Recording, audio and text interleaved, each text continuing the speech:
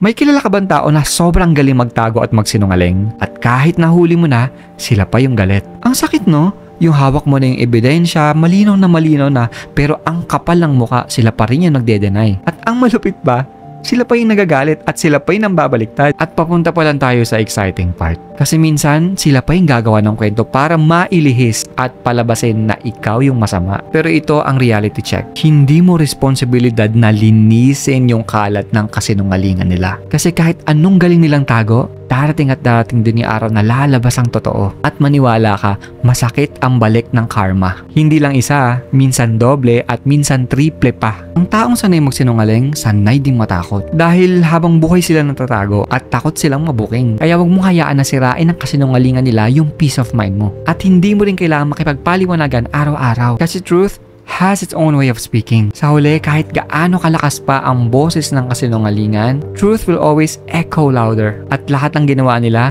babalik sa kanila ng mas malakas.